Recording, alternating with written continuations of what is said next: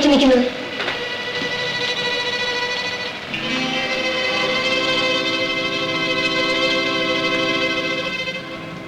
നിങ്ങൾ ആരാ? എന്തിനാ അവിടെ ഒളിച്ചു നിൽക്കുന്നത്? ആരെന്ന് പറയൂ. ഞാൻ പോലീസിന്റെ കയ്യിൽ നിന്ന് രക്ഷപ്പെടാൻ വേണ്ടി കയറിയതാണ്. വല്ല മോഷണമോ കൊലപാതകമോ നടത്തിയിട്ട് പൊളിക്കാൻ കിട്ടിയത് ഞങ്ങളുടെ വീടാണോ? അയ്യോ, ഞാൻ മോഷണമോ കൊലപാതകമോ അല്ല. പിന്നെ എന്തിനു പോലീസിനെ പേടിക്കുന്നു? അങ്ങനെ ഒരു ചുറ്റുപാടായിപ്പോയി. ഞാൻ ആരോടും ഒരു തെറ്റും ചെയ്തിട്ടില്ലമ്മേ. ദേവി ഇത് എന്നെ കുറച്ച് സമയം നിൽക്കാൻ അനുവദിക്കണം. വേണ്ടമ്മേ, ചേട്ടൻ അറിഞ്ഞാൽ നമ്മൾ എന്ത് മറുപടി പറയും? ശിക്ഷ അറിയിക്കാത്തവരെ തന്നെ ശിക്ഷിക്കണമെന്നുണ്ടെങ്കിൽ അമ്മ എന്നെ പോലീസിൽ ഏൽപ്പിച്ചുള്ളൂ. അമ്മയുടെ സ്വന്തം മാനപ്പിലെ കരുതി എന്നെ വിശ്വസിക്കണം. ഞാനൊരു തെറ്റും ചെയ്തിട്ടില്ല. ദേവി തന്നെ വിശ്വസിക്കുമേ, ഞാൻ നിരപരാധിയാണ്. ഞാൻ കള്ളിയല്ല, ഞാൻ മോഷ്ടിച്ചില്ല. അമ്മേ, പോലീസുകാർ ഇങ്ങോട്ട് വരുന്നുണ്ട്. ഇങ്ങോട്ട് വന്നു.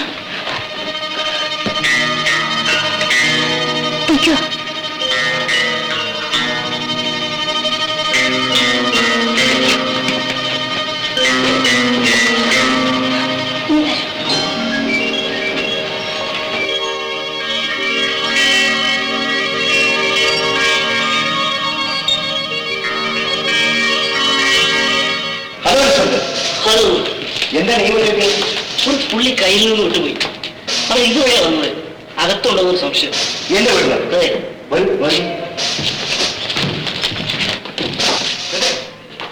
ഇവിടെ ആരും ഓടിക്കരുതെന്ന് പറയുന്നു. നിങ്ങൾ ആരെങ്കിലും കണ്ടോ? ഇങ്ങോട്ട് ആരും വന്നില്ലല്ലോ. ഊറ്റട്ടെ, നിങ്ങൾ മുകളിലേക്ക് പോകും. ഇറങ്ങി വേണം. നിങ്ങൾ താഴെ എല്ലാ റൂം ചുറ്റി.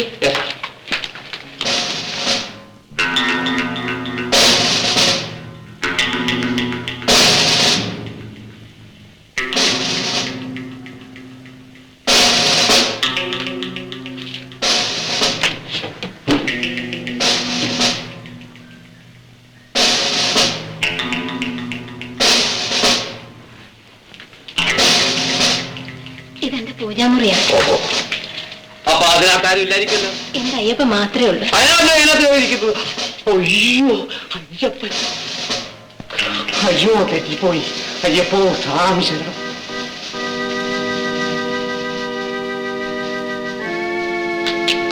ഇവിടെ ആരില്ല സാർ. എന്നാൽ ഇതിൽ ചാടി അപ്പുറത്തെ പോയി കാണും. ഒരു sorry for the trouble mister Rajagopal. അങ്ങനെയൊന്നുമില്ല. കണ്ടുപിടിച്ചിരുന്നെങ്കിൽ അതിന്റെ ക്രെഡിറ്റ് എനിക്കൂടെ കിട്ടിയത്. Thank U.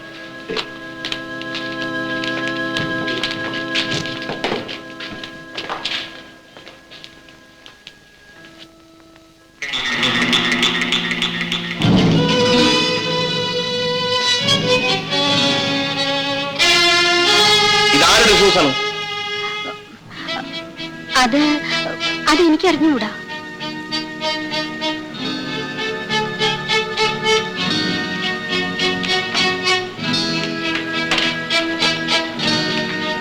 അപ്പോ അവൻ ഇവിടെ തന്നെ ഉണ്ട്. അത് നിങ്ങളുടെ അറിവോട് കൂടി. എവിടെയാണെന്നാണ് ചോദിച്ചത്.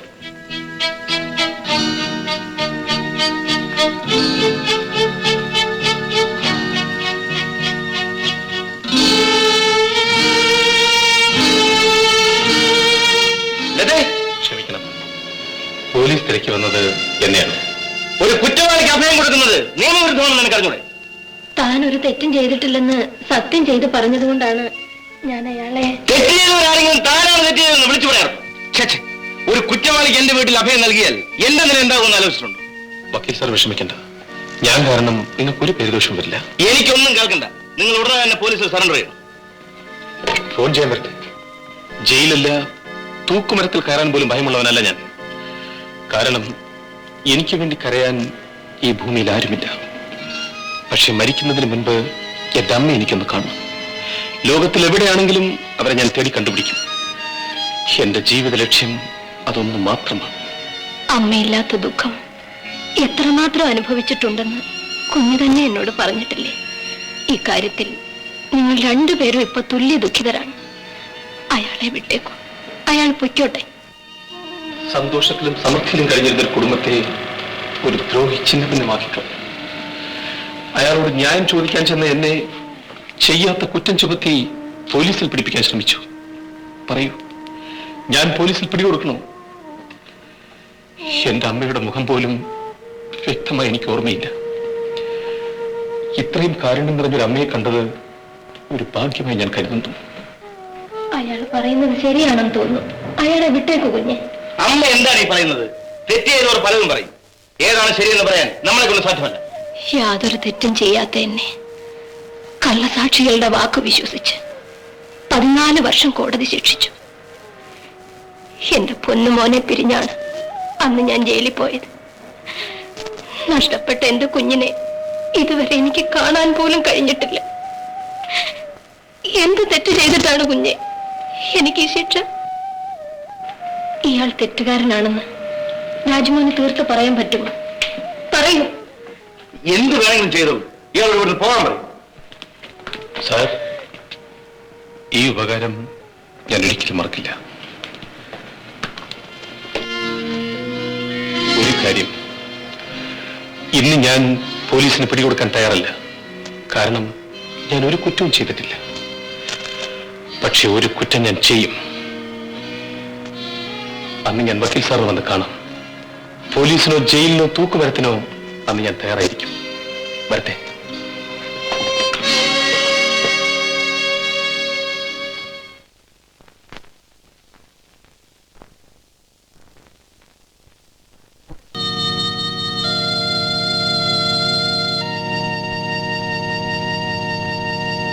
മോളെ, എന്താണച്ചാ?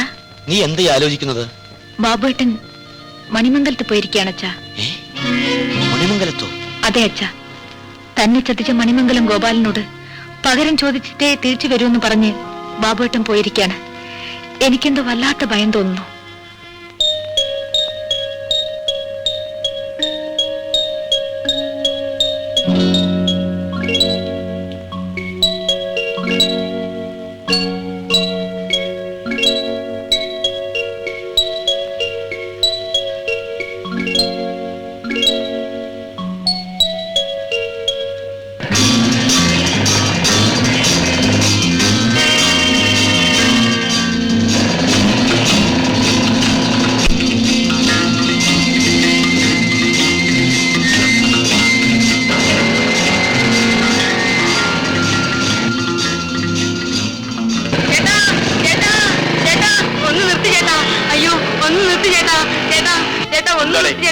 അമ്മാന്റെ ചേച്ചിയെ പിടിച്ചോണ്ടോ ചേട്ടാ?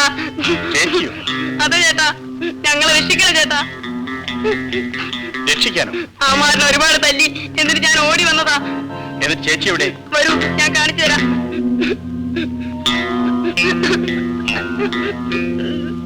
വരൂ.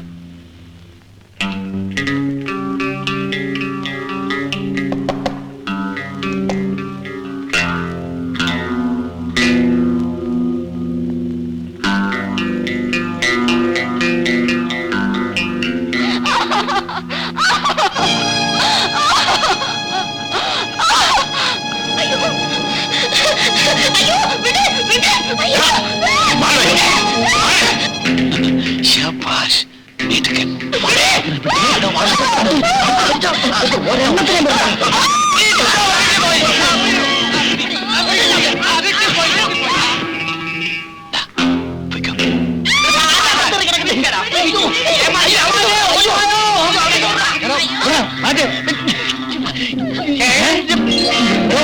ഇതാണോ ബാബു? പിടിച്ചപ്പം ബാബു, പൊക്കിയപ്പോ ചക്കപ്പരും. എന്താണ് സാറേ ഇത്? പിടിച്ച് കൈ തന്നതല്ലേ? എന്താണ് നോക്കിയിരിക്കുന്നു? എന്റെ അച്ഛനെ കുറിച്ച് അനാവശ്യം പറഞ്ഞാലുണ്ടല്ലോ. പുറത്ത് ആളുകൾ അങ്ങനെ സംസാരിക്കുന്നു പറഞ്ഞപ്പം ഇവൾ എന്നോട് ദേഷ്യപ്പെടുക. ശാന്തി, ഇവൾ എന്താ ഈ പറയുന്നത്? വേണ്ട വേണ്ട, നീ എന്നോട് പിണങ്ങണ്ട. ഇല്ല, പിണങ്ങൂല. അങ്ങനെ വല്ലതുണ്ടെങ്കിൽ ഞാൻ കൂടി അറിയണ്ടേ? പറയൂ. അവിടെ എങ്ങാണ്ട് ഒരു കുടിലിൽ നിന്റെ അച്ഛൻ ഒരു സ്ത്രീയെ കൊണ്ട് താമസിപ്പിച്ചിരിക്കുന്നു. എന്റെ അച്ഛനോ? നേരാണോ? വാടി, നമുക്ക് പോവാം. ഞങ്ങൾ പോകുന്നു. എന്താ സുശീലേ? അച്ഛൻ ആഹാരം കഴിക്കാൻ പോലും ഇങ്ങോട്ട് വരാറില്ല. ഇപ്പോഴാണ് അതിന്റെ കാരണം എന്താണെന്ന് എനിക്ക് മനസ്സിലായത്. എന്താ കാര്യം? ആരോ ഒരു സ്ത്രീയെ അവിടെ കണ്ടുകൊണ്ട് താമസിപ്പിച്ചിരിക്കുന്നു. വല്ലവരും വല്ലതും പറയുന്നത് കേട്ട്? ഇല്ല, സത്യം എന്താണെന്ന് എനിക്കറിയണം. അത്രയല്ലേ ഉള്ളൂ. നമുക്ക് അന്വേഷിച്ച് വേണ്ടത് ചെയ്യാം.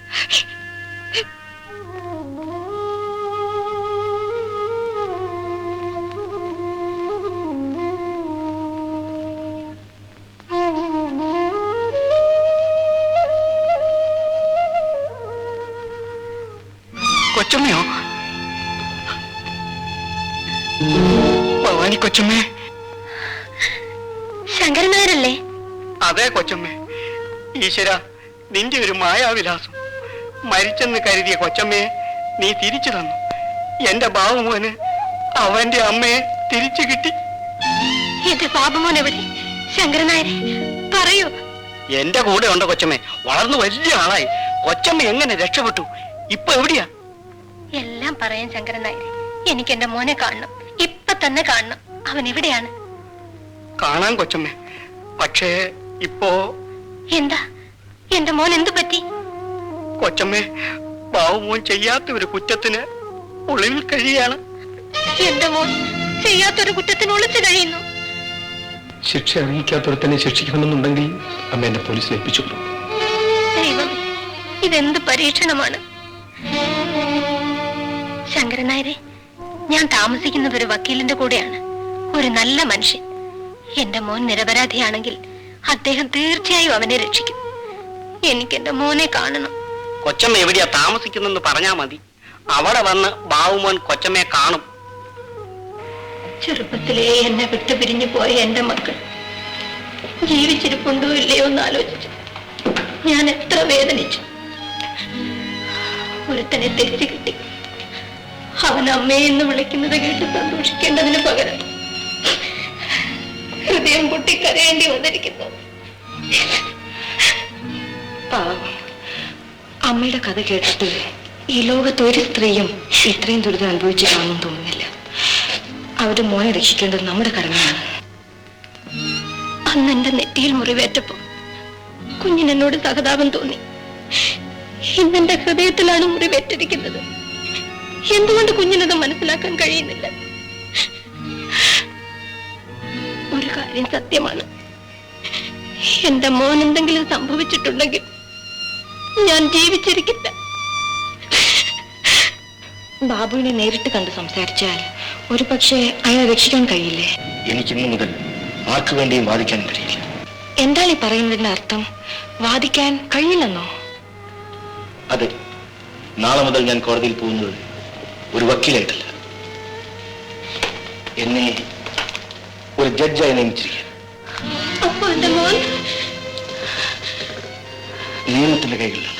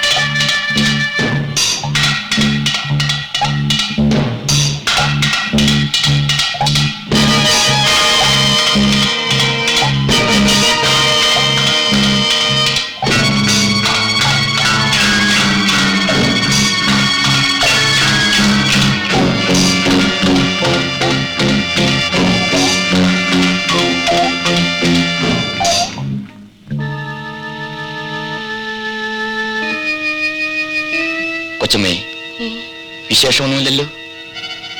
മരുന്ന് കഴിച്ചോ? ഞാൻ ഈ അടുത്തൊരു സ്ഥലം വരെ പോയി ഉടനെ വന്നേക്കാം.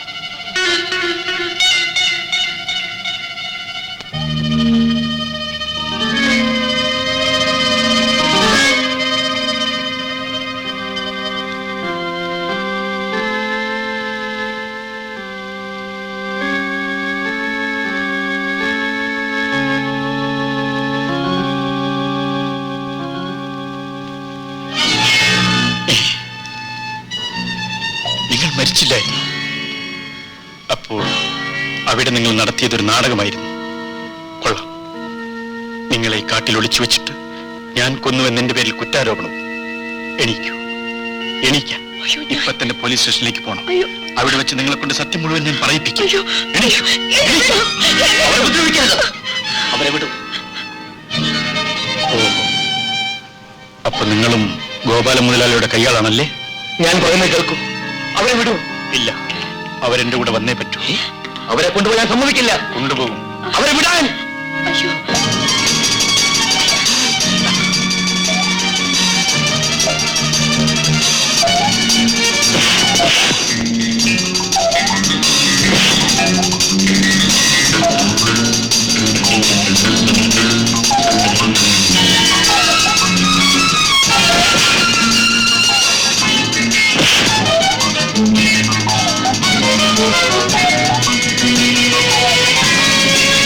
അയ്യോ നിർത്തൂ നിർത്തൂ ബാബുവിനെ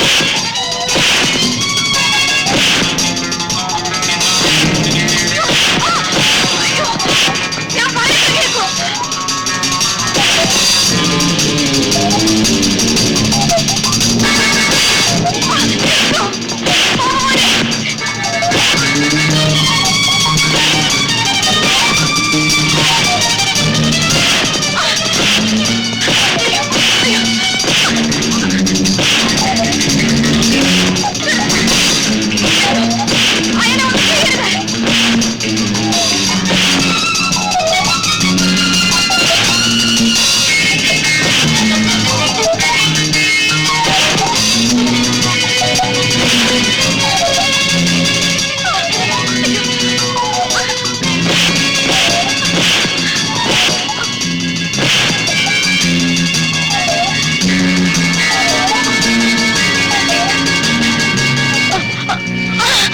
അയ്യോ കൊച്ചമ്മേ,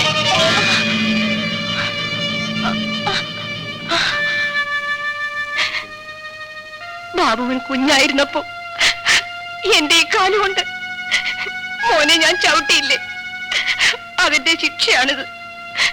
ഗോപാലിന്റെ കുത്തേറ്റകൾ കൊച്ചമ്മയുടെ നട്ടലിനാണ്. ജീവൻ രക്ഷിച്ചുവെങ്കിലും കാലിന്റെ സ്വാധീനം നഷ്ടപ്പെട്ടു. എപ്പോഴും ചികിത്സയിലാണ്. അതുകൊണ്ടാണ് ഞാൻ ബാബുവിനെ തടഞ്ഞത്. എനിക്കൊന്നും മനസ്സിലാവുന്നില്ലല്ലോ. ഞാനെല്ലാം പറയാം കുഞ്ഞെ. ഞാൻ മാധവി കൊച്ചമ്മയുടെ രക്ഷാക്കാരനായിരുന്നു. ഒരു ദിവസം മണിമംഗലം ഭവാനിയമ്മയെയും കുഞ്ഞിനെയും കൊല്ലാൻ ഗോപാലൻ എന്നോട് ആവശ്യപ്പെട്ടു. ചെയ്യില്ലെന്ന് ഞാൻ തറപ്പിച്ചു പറഞ്ഞു. അയാൾ എന്നെ കൊല്ലാൻ തയ്യാറായി. എന്റെ ജീവന് വേണ്ടി ഞാൻ മറ്റൊരു ജീവൻ ബലി കഴിച്ചു. പാവം ജാനകി. ഭവാനിയമ്മയും കുഞ്ഞും എന്റെ ആഗ്രഹം പോലെ രക്ഷപ്പെട്ടു. ജാനകിയുടെ കൊലപാതകി എന്ന പേരിൽ ഗോപാലൻ എന്നെ പോലീസിൽ പിടിപ്പിക്കാൻ ശ്രമിച്ചു. ഭദ്ര, നിന്നെ പിടിക്കാൻ പോലീസ് വരുന്നു. ജാനകിയെ കൊന്ന കുറ്റത്തിന് നിന്നെ അറസ്റ്റ് ചെയ്യും. ഇവിടെ നിൽക്കുന്ന അപകടമാണ്. എവിടെങ്കിലും പോയി രക്ഷപ്പെടും. കൊച്ചമ്മേ, കല്യാണിക്ക് പ്രസവവേദനയാണ്. ഞാനിപ്പോൾ പോയാൽ അവരെ ഞാൻ നോക്കിക്കോളാം.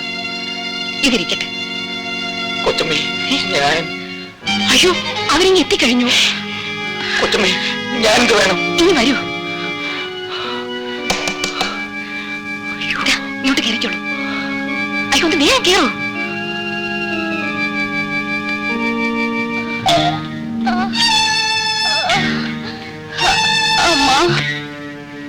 ഇതാണ് സാർ.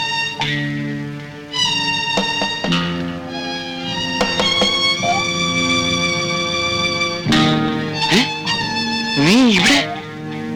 കല്യാണിക്ക് പ്രസവവേദനയാണ്. സഹായത്തിന് മറ്റാരുമില്ല. ഇത് ഭദ്രന്റെ വീടല്ലേ? അവനോട് പുറത്തേക്ക് വരാൻ പറ. ഭദ്രൻ ഇവിടെ ഇല്ല. അകത്ത് കയറി പരിശോധിക്കാം. അയ്യോ, അകത്തൊരു സ്ത്രീ പ്രസവിക്കാൻ കിടക്കുന്നു. പുരുഷന്മാർ അകത്ത് നടക്കാൻ പാടില്ല. മാധവി, പോലീസ് ജോലി കിട്ടിയോ?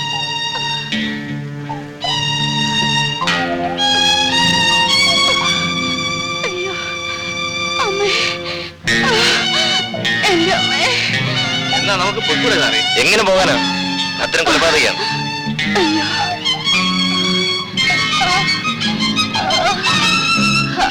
അമ്മ, അയ്യോ,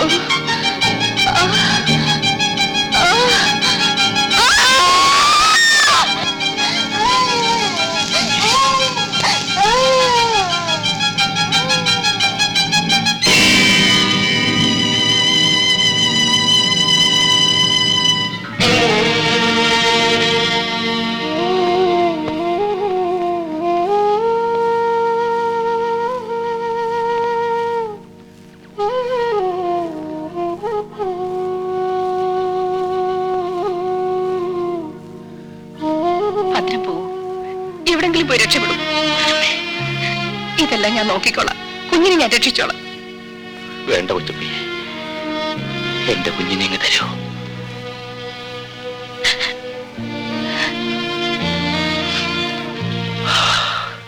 അന്ന് മുതൽ ഞാനും എന്റെ മകൾ സുശീലയും കാട്ടിൽ ഒളിച്ചു കഴിയുകയാണ്. കാട്ടിലെങ്കിലും എന്നെ ജീവിക്കാൻ വിട്ട മാധവി കൊച്ചമ്മയെ ആ ദുഷ്ടൻ കൊന്നുവെന്ന് ബാബുമോൻ പറഞ്ഞു കേട്ടപ്പോൾ അവനെ കൊല്ലാനായി ഞാൻ മണിമംഗലത്തെത്തി. ആശുപത്രിയിൽ അപകടാവസ്ഥയിൽ കിടന്നിരുന്ന മാധവി കൊച്ചമ്മയെ വകവരുത്താനായി അയാളപ്പോൾ ഗൂഢാലോചന നടത്തുകയായിരുന്നു. ഞാൻ ആശുപത്രിയിൽ പാഞ്ഞെത്തി. വിളക്കണഞ്ഞ നേരം കൊണ്ട് കൊച്ചമ്മയെ ഞാൻ കടത്തിക്കൊണ്ടുപോന്നു. ഭദ്രം പറഞ്ഞതെല്ലാം സത്യമാണ് മോനെ. ഞാനിതെല്ലാം പോലീസിൽ പറയും. എനിക്കെന്ത് സംഭവിച്ചോട്ടെ. മണിമംഗലത്ത് ഗോപാലനാണ് എല്ലാ കുഴപ്പങ്ങൾക്കും കാരണമെന്ന് മാധവി കൊച്ചമ്മ പോലീസിൽ ഏറ്റു പറയാൻ സമ്മതിച്ചിരിക്കുന്നു. നേരാണോ അച്ഛാ? അവേ മോളെ, കൊച്ചമ്മയ്ക്ക് എണീച്ച് നടക്കാൻ വയ്യാത്തത് കൊണ്ട് പോലീസിനെ ഇങ്ങോട്ട് വരുത്താൻ വേണ്ടി ബാബു അവർക്ക് ഫോൺ ചെയ്യാൻ പോയിരിക്കുകയാണ്. എല്ലാം എന്റെ നേർച്ച കൊണ്ടാണ് അച്ഛാ. മലങ്കാവിൽ അമ്മ എന്നെ കൈവിടില്ല. മോളെ, അമ്മയ്ക്ക് നീ എന്താണ് നേർന്നത്? ഞാൻ എന്നെ തന്നെ കൊടുക്കാൻ നേർന്നിരിക്കുകയാണ് അച്ഛാ. മോളെ, അങ്ങനെ അറാൻ പറ്റുന്ന വാക്കുകളൊന്നും പറയരുത്. അയ്യോ, അച്ഛൻ പേടിച്ചു പോയോ? പാവം ബാബുവേട്ടൻ എല്ലാ ആപത്തിൽ നിന്നും രക്ഷപ്പെട്ടു വന്നാൽ മലങ്കാവിൽ അമ്മയ്ക്ക് ഞാനൊരു മുടിയേറ്റ് നേർന്നിട്ടുണ്ടച്ചാ.